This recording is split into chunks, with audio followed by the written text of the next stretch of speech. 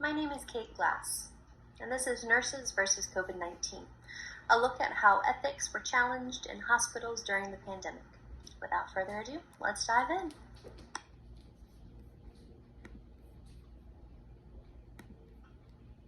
A nurse's role is to care for others, but what happens when a global pandemic wreaks havoc on our current healthcare system, overwhelming hospitals with the sheer volume of patients infected with disease?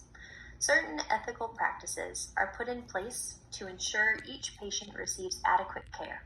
However, when the safety of hospital staff is put in jeopardy, resources are scarce, and the expectations of nurses delivering end-of-life care to their patients becomes a daily occurrence, the rights and wrongs of ethics become blurred. In the medical field, there are 4 biomedical principles: beneficence, non-maleficence, autonomy, and justice. Beneficence is the obligation of physician to act for the benefit of the patient and supports a number of moral rules to protect and defend the rights of others, prevent harm, remove conditions that will cause harm, help persons with disabilities, and rescue persons in danger. Next up is non-maleficence, and this refers to any type of care that prevents the harm of either the patient or others in society. Examples of this would be do not kill, do not cause pain, do not cause offense, do not deprive, and matters such as those. Next up is autonomy. Autonomy is a principle that all persons have intrinsic and unconditional worth, and therefore should have the power to make rational decisions and moral choices given that they are of adult years and sound mind. Justice is generally interpreted as fair, equitable, and the appropriate treatment of a person. This can also be defined as the appropriate distribution of healthcare resources determined by justified norms that structure the terms of social cooperation. However, fair does not always mean equal, and based on a person's individual needs, this could lead to distribution of means in a variety of ways, whether it's an equal share, according to need, according to effort, according to contribution, according to merit, or even according to free market exchange.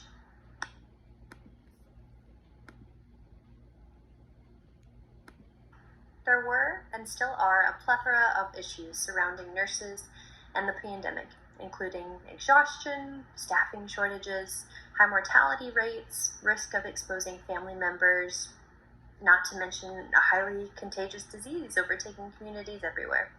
The 3 main issues in regards to ethics that we are going to focus on are nurse safety, scarce resources, and the client-to-patient relationships. Let's start with scarce resources. With such a high demand for personal protective equipment, also known as PPE, in such a short period of time, quantities became limited. Healthcare workers did not have the accurate supplies of masks, gloves, respirators, face shields, gowns, and aprons, leaving them dangerously ill-equipped against sick patients.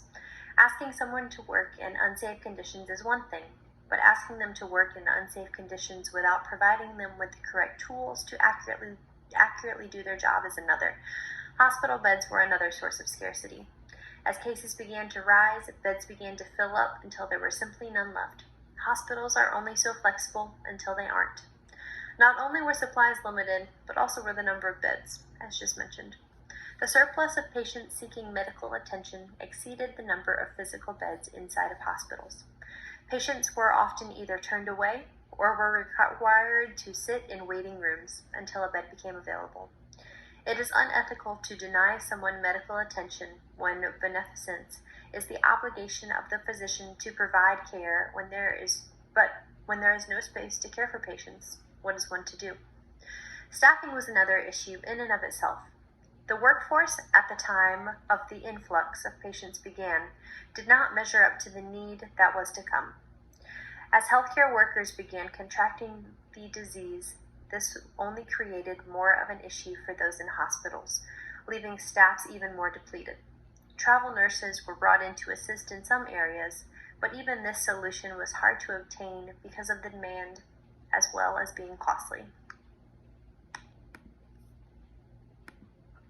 Next up is nurse safety. It is an ethical dilemma in and of itself whether to care for patients or protect oneself from disease. Leaving healthcare workers to work in highly disease-dense units with limited personal protective gear not only puts nurses and other personnel at risk, but also their family members that they go home to every day. This in itself violates one of the core ethical biomedical principles, non-maleficence, by putting other members of society in potential harm's way. If a nurse did contract COVID themselves, if they were asymptomatic, they were often asked to remain at work due to the prevalent staffing shortages.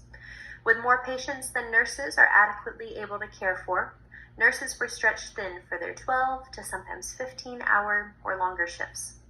Nurses are required to be on their feet throughout those long shifts with very few, if any, breaks. N95 masks would often cause bruises from wearing them all day, while other layered PPE equipment can sometimes cause sweating, and with no breaks, this leads to dehydration. The impact of working in these conditions day after day lead to many feeling physically and mentally exhausted, causing some nurses and other healthcare workers in the worst conditions to experience PTSD, or post-traumatic stress disorder. Our next topic is the client and patient relationship. Without permitting family members and loved ones into hospitals for risk of further spreading disease to say their goodbyes, nurses became the only source of care and compassion for those battling for their lives. The boundaries of nurses and patients exceeded what is typically expected of them, as they were asked to care for those taking their last breaths day after day during the height of the pandemic. Some families were able to say goodbye through devices such as iPads, while others were not afforded the same luxury, if one can even call it that. With a shortage of ventilators, nurses had to make decisions regarding who would receive a fighting chance and who would not in some conditions. This, once again, violates one of the biomedical principles, being the justice principle.